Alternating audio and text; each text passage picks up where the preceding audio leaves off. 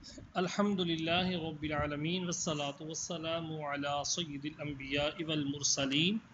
اما بعد فاعوذ باللہ من الشیطان الرجیم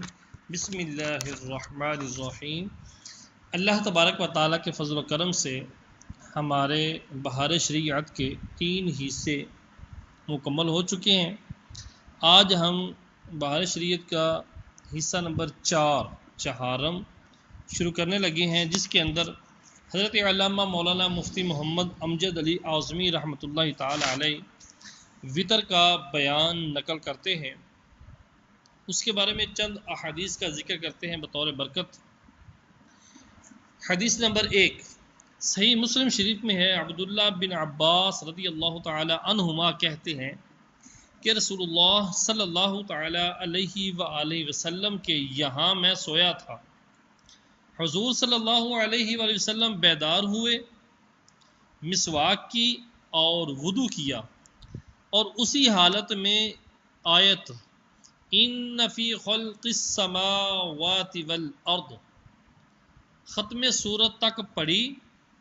پھر کھڑے ہو کر 2 رکعتیں پڑھیں، جن میں قیام و رکوع و سجود کو طویل کیا، لمبا کیا، پھر پڑھ کر آرام فرمایا یہاں تک کہ سانس کی آواز آئی۔ یوں ہی 3 بار میں 6 رکعتیں پڑھیں، ہر بار مسواک و وضو کرتے اور ان آیتوں کی تلاوت فرماتے، پھر وتر کی 3 رکعتیں پڑھیں۔ حدیث نمبر 2 نیز اسی میں عبداللہ بن عمر رضی اللہ تعالی عنہما سے مروی، فرماتے ہیں صلی اللہ علیہ وآلہ وسلم رات کی نمازوں کے آخر میں وتر پڑھو، اور فرماتے ہیں صبح سے پیشتر وتر پڑھو۔ حدیث نمبر 3 مسلم و ترمذی و ابن ماجہ وغیرہم جابر رضی اللہ تعالی عنہ سے راوی، فرماتے ہیں صلی اللہ علیہ وآلہ وسلم جسے اندیشہ ہو کہ پچھلی رات میں نہ اٹھے گا، وہ اول وقت میں وتر پڑھ لے، اور جسے امید ہو کہ پچھلے کو اٹھے گا، یعنی پچھلی رات کو اٹھ لے گا، وہ پچھلی رات میں پڑھے، کہ آخر شب کی نماز مشہود ہے، یعنی اس میں ملائکہ رحمت حاضر ہوتے ہیں اور یہ افضل ہے۔ حدیث نمبر 4 تا 6 ابو داود و ترمذی و نسائی و ابن ماجہ مولا علی رضی اللہ تعالی عنہ سے راوی کہ رسول اللہ صلی اللہ تعالی علیہ وآلہ وسلم نے فرمایا اللہ وطر ہے، وطر کو محبوب رکھتا ہے، لہٰذا اے قرآن والو وطر پڑھو۔ اور اسی کے مثل جابر و ابو ہریرہ رضی اللہ تعالی عنہما سے مروی، حدیث نمبر 7 تا 11 ابو داود و ترمذی و ابن ماجہ خارجہ بن حذیفہ رضی اللہ تعالی عنہ سے راوی کہ فرماتے ہیں صلی اللہ علیہ وآلہ وسلم اللہ تعالی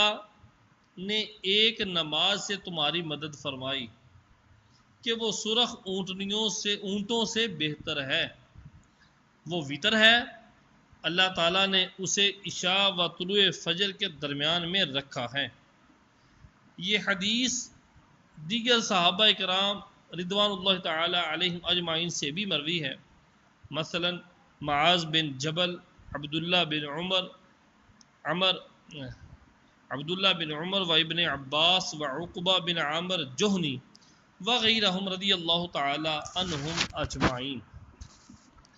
حدیث نمبر 12 ترمذی زید بن اسلم سے مرسلن راوی ہیں کہ رسول اللہ صلی اللہ تعالی علیہ وآلہ وسلم نے فرمایا جو وطر سے سو جائے تو صبح کو پڑھ لے۔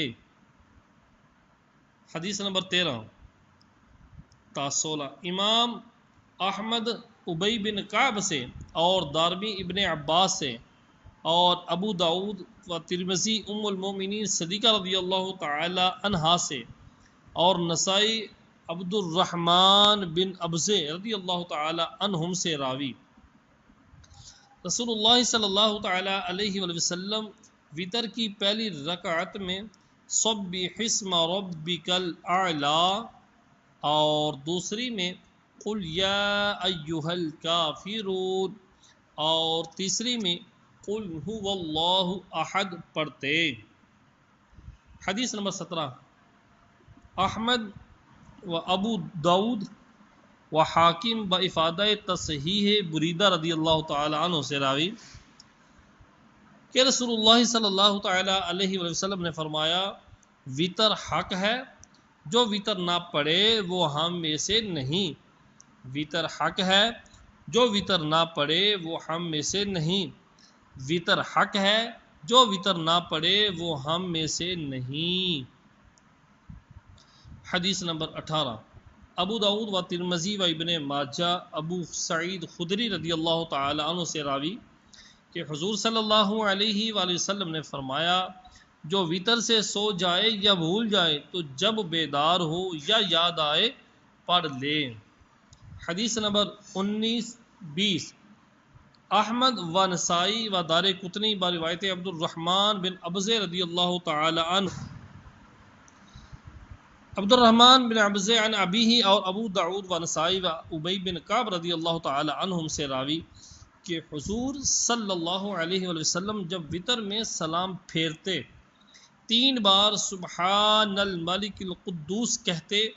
اور تیسری بار بلند آواز سے کہتے۔ مسائل فقہ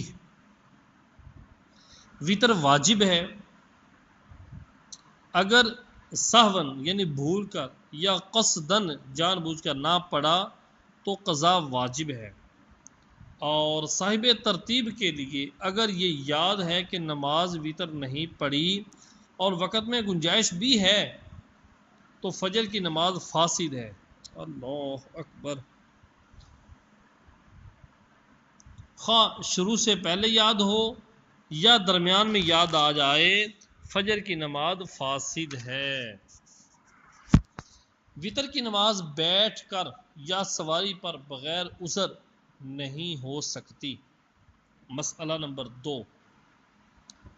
نماز وطر 3 رکعت ہے اور اس میں قاعدہ اولا واجب ہے، اور قاعدہ اولا میں صرف التحیات پڑھ کر کھڑا ہو جائے، نہ درود پڑھے نہ سلام پھیرے، جیسے مغرب میں کرتے ہیں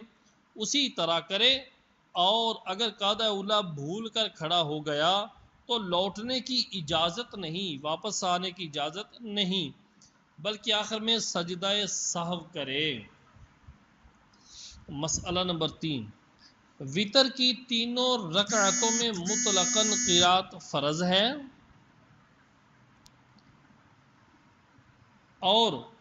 ہر ایک میں بعد فاتحہ پڑھنے کے بعد سورت ملانا واجب، اور بہتر یہ ہے کہ پہلی میں سبح اسم ربک الاعلی الذی اور انا انزلنا، ان دونوں میں سے کوئی ایک پڑھے، اور دوسری میں قل یا ایھا الکافرون، اور تیسری میں قل ھو اللہ احد پڑھے، اور کبھی کبھی اور صورتیں بھی پڑھ لے۔ تیسری رکعت میں قرات سے فارغ ہو کر رکوع سے پہلے کانوں تک ہاتھ اٹھا کر اللہ اکبر کہے، جیسے تکبیر تحریمہ میں کرتے ہیں، پھر ہاتھ باندھ لے اور دعائے قنوت پڑھے۔ دعائے قنوت کا پڑھنا واجب ہے، اور اس میں کسی خاص دعا کا پڑھنا ضروری نہیں، بہتر وہ دعائیں ہیں جو نبی کریم صلی اللہ علیہ وآلہ وسلم سے ثابت ہیں، اور ان کے علاوہ کوئی اور دعا پڑھے جب بھی حرج نہیں۔ سب میں زیادہ مشہور دعا یہ ہے اللہم انا نستعینک ونستغفرک ونؤمن بک ونتوکل علیک ونثنی علیک الخیر کلہ ونشکرک ولا نکفرک ونخلع ونترک من یفجرک اللہم ایاک نعبد ولک نصلی ونسجد والیک نسعی ونحفد ونرجو رحمتک ونخشى عذابک ان عذابک بالکفار ملحق۔ اور بہتر یہ ہے کہ اس دعا کے ساتھ وہ دعا بھی پڑھے جو حضور صلی اللہ علیہ وآلہ وسلم نے امام حسن رضی اللہ تعالی عنہ کو تعلیم فرمائی، وہ یہ ہے: اللہم اہدنی فی من ہدیت وعافینی فی من عافیت وتولنی فی من تولیت وبارک لی فیما اعطیت وقنی شر ما قضیت فإنک تقضی ولا یقضى علیک انہ لا یذل من ولیت انہ لا یذل من ولیت ولا یعز من عادیت تبارکت وتعالیت سبحانک رب البیت وصلی اللہ علی النبی وآلہ۔ اور ایک دعا وہ ہے جو مولا علی رضی اللہ تعالی عنہ سے مروی ہے کہ نبی کریم صلی اللہ علیہ وآلہ وسلم آخر وتر میں پڑھتے، وہ کیا ہے؟ اللہم انی اعوذ برضاک من سخطک ومعافاتک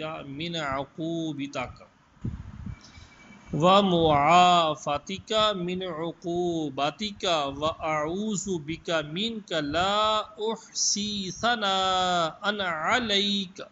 انت کما اثنیت علی نفسک۔ اور حضرت عمر رضی اللہ تعالی عنہ عذابک الجد بالکفار ملحق کے بعد یہ پڑھتے تھے، کیا؟ اللہم اغفر لی وللمؤمنین والمؤمنات والمسلمین والمسلمات وألف بین قلوبہم وأصلح ذات بینہم وانصرہم علی عدوک وعدوہم اللہم العن کفرۃ اہل الکتاب الذین یکذبون رسلک ویقاتلون اولیاءک اللہم خالف بین کلمتہم وزلزل اقدامہم وانزل علیہم بأسک الذی لم یرد عن القوم المجرمین۔ دعائے قنوت کے بعد درود شریف پڑھنا بہتر ہے۔ مسئلہ نمبر 4، دعائے قنوت آہستہ پڑھے، امام ہو یا منفرد یا مقتدی، ادا ہو یا قضا، رمضان میں ہو یا اور دنوں میں۔ مسئلہ نمبر 5، جو دعائے قنوت نہ پڑھ سکے یہ پڑھے: ربنا آتنا فی الدنیا حسنۃ وفی الآخرہ حسنۃ وقنا عذاب النار کہے۔ مسئلہ نمبر 6، اگر دعائے قنوت پڑھنا بھول گیا اور رکوع میں چلا گیا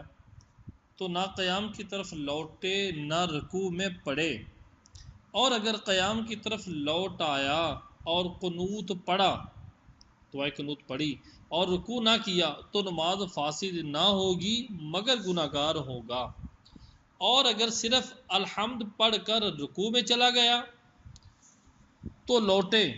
اور سورت اور دعائے قنوت پڑھے،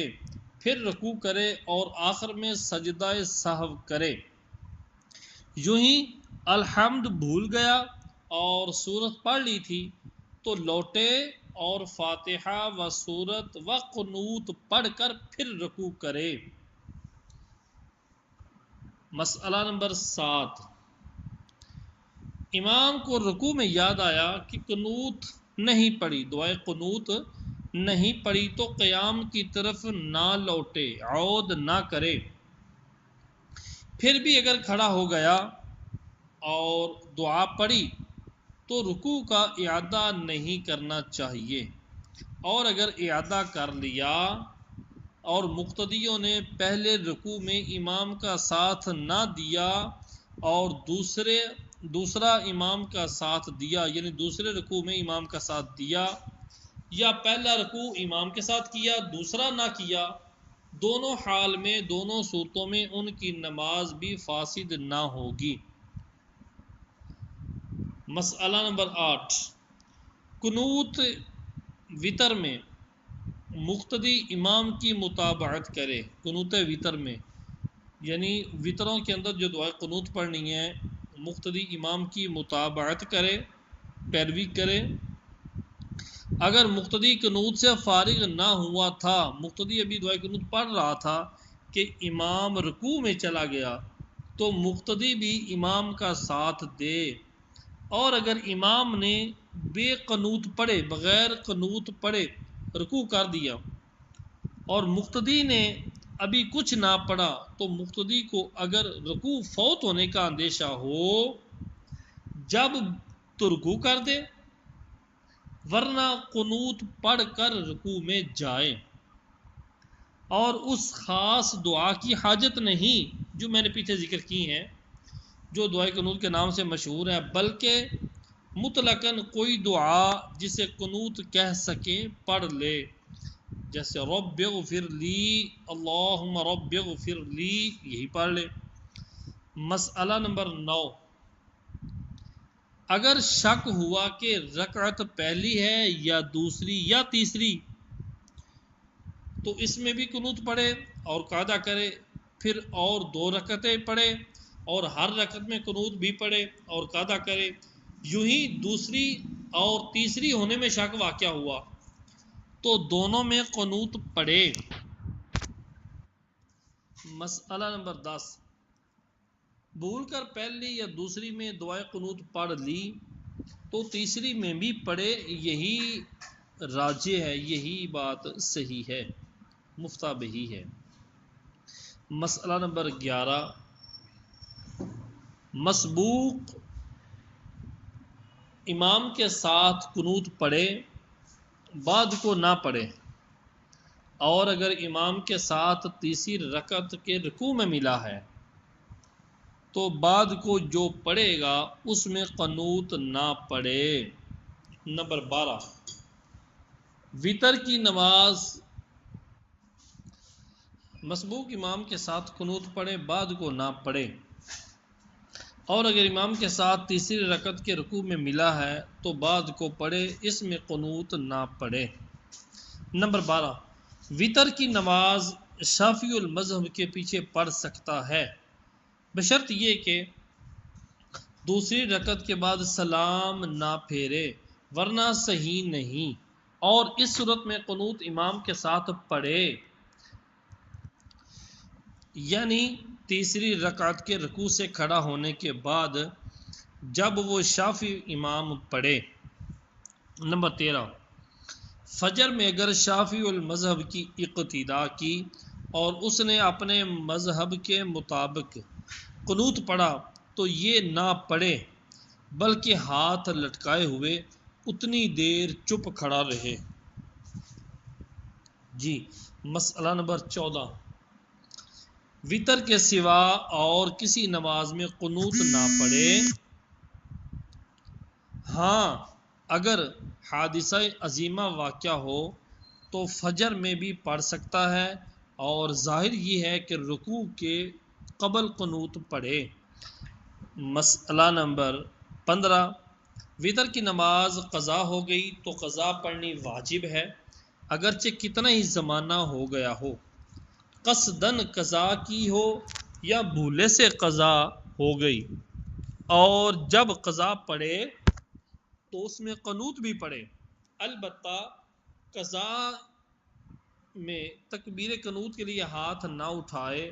جبکہ لوگوں کے سامنے پڑھتا ہو، کہ لوگ اس کی تقصیر پر مطلع ہوں گے، کہ لوگ یہ کہیں گے دیکھو وتر قضا پڑھ رہا ہے۔ نمبر 16، رمضان شریف کے علاوہ اور دنوں میں وطر جماعت سے نہ پڑھیں، اور اگر تداعی کے طور پر ہو تو مکروہ ہے۔ تداعی کے معنی پیچھے ذکر ہو چکے ہیں، میں نے عرض کیے تھے۔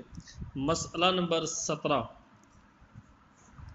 جسے آخر شب میں جاگنے پر اعتماد ہو، جسے وثوق ہو، یقین ہو، اعتماد ہو کہ میں تہجد کے وقت اٹھ کر وطر ادا کر سکتا ہوں، تو بہتر یہ ہے کہ پچھلی رات میں وطر پڑھے، ورنہ بعد عشاء پڑھ لے۔ مسئلہ نمبر 18،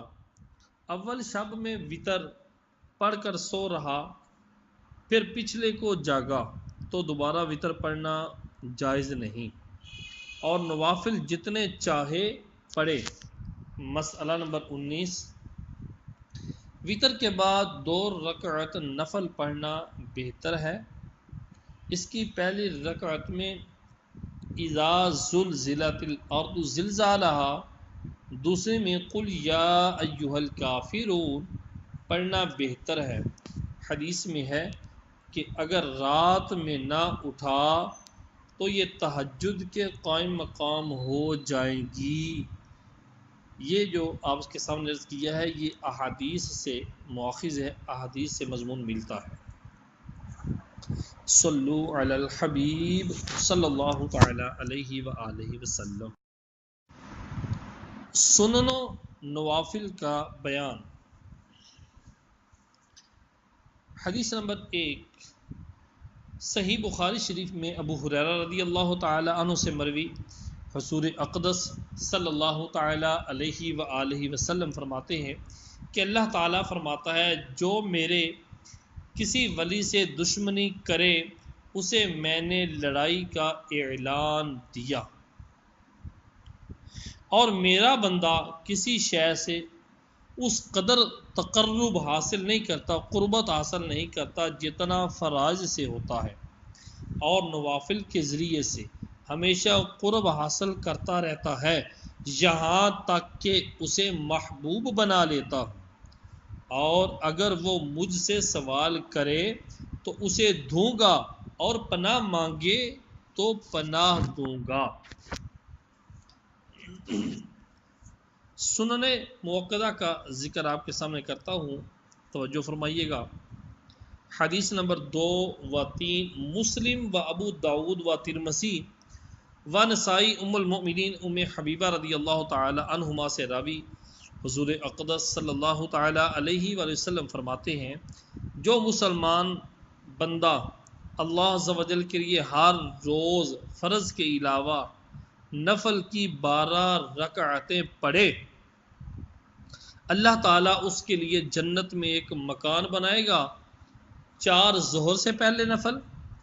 اور 2 ظہر کے بعد، اور 2 بعد مغرب، اور 2 بعد عشاء، اور 2 قبل نماز فجر۔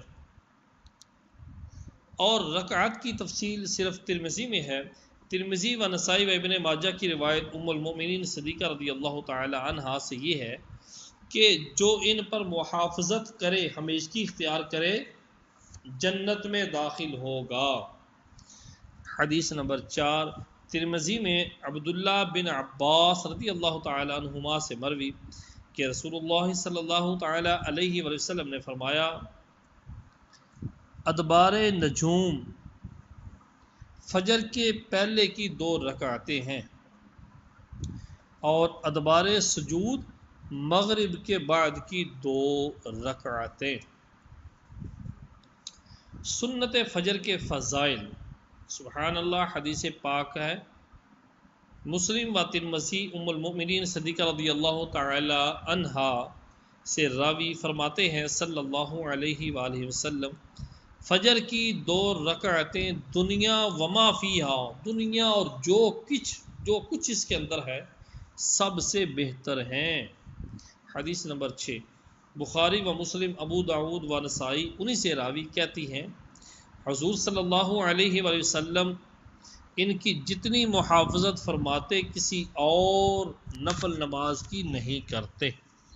حدیث نمبر 7، طبرانی عبداللہ بن عمر رضی اللہ تعالی عنہما سے راوی، کہ ایک صاحب نے عرض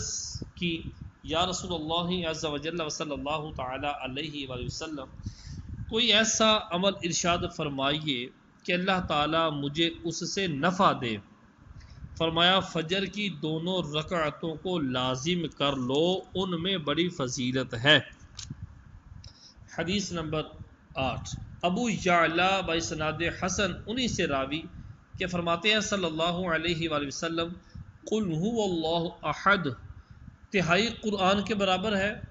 اور قل یا ایھا الکافرون چوتھائی قرآن کے برابر، اور ان دونوں کو فجر کی سنتوں میں پڑھتے اور یہ پڑھتے، یہ فرماتے کہ ان میں زمانہ کی رغبتیں ہیں۔ حدیث نمبر 9 ابو داؤد و ابو ہریرہ رضی اللہ تعالیٰ عنہ سے روایت کرتے ہیں کہ فرماتے ہیں صلی اللہ علیہ وآلہ وسلم فجر کی سنتیں نہ چھوڑو اگرچہ تم پر دشمنوں کے گھوڑے آ پڑیں۔ سنت فجر کے ظہر کے فضائل۔ حدیث نمبر 10 احمد و ابو داؤد و ترمذی و نسائی و ابن ماجہ ام المؤمنین ام حبیبہ رضی اللہ تعالی عنہما سے راوی کہ فرماتے ہیں صلی اللہ علیہ وآلہ وسلم جو شخص ظہر سے پہلے 4 اور بعد میں 4 رکعتوں پر محافظت کرے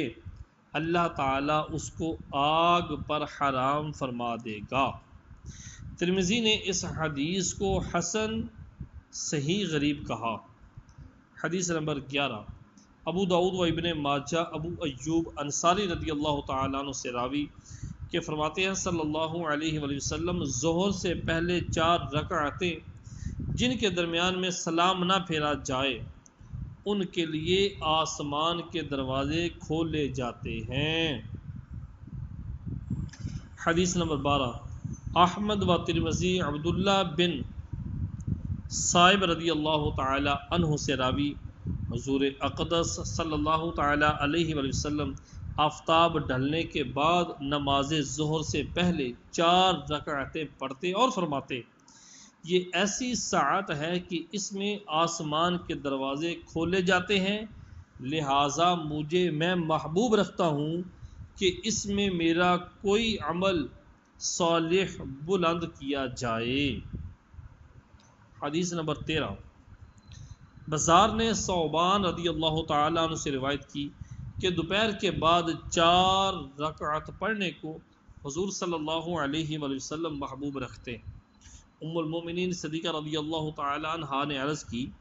یا رسول اللہ عز و جل و صلی اللہ تعالیٰ علیہ وآلہ وسلم میں دیکھتی ہوں کہ اس وقت میں حضور صلی اللہ علیہ وسلم نماز محبوب رکھتے ہیں۔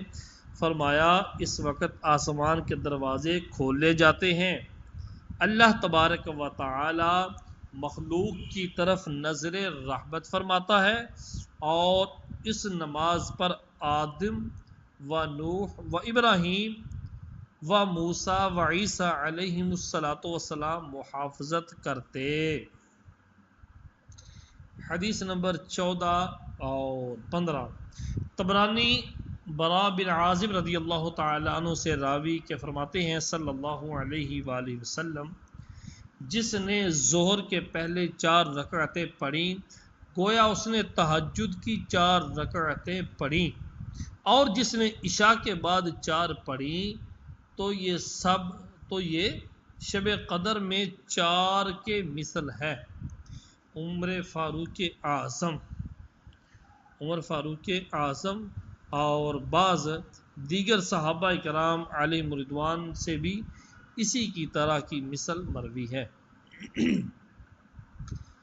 سنت عصر کے فضائل۔ حدیث نمبر 16 احمد و ابو داؤد و ترمذی بافادہ تحسین عبداللہ بن عمر رضی اللہ تعالی عنہما سے راوی فرماتے ہیں صلی اللہ علیہ وآلہ وسلم اللہ تعالیٰ اس شخص پر رحم کرے جس نے عصر سے پہلے 4 رکعتیں پڑھیں۔ حدیث نمبر 17 ترمذی مولا علی رضی اللہ تعالیٰ عنہ سے راوی کہ حضور صلی اللہ علیہ وآلہ وسلم عصر سے پہلے 4 رکعتیں پڑھا کرتے، اور ابو داؤد کی روایت میں ہے کہ 2 پڑھتے تھے۔ حدیث نمبر 18 و 19 طبرانی کبیر میں ام المؤمنین ام سلمہ رضی اللہ تعالی عنہا سے راوی کہ رسول اللہ صلی اللہ علیہ وسلم فرماتے ہیں جو عصر سے پہلے 4 رکعتیں پڑھے اللہ تعالیٰ اس کے بدن کو آگ پر حرام فرما دے گا۔ دوسری روایت طبرانی کی عمر بن عاص رضی اللہ تعالیٰ عنہ سے ہے کہ حضور صلی اللہ علیہ وآلہ وسلم نے مجمع صحابہ میں، جس میں امیر المؤمنین عمر بن خطاب رضی اللہ تعالیٰ عنہ بھی تھے، فرمایا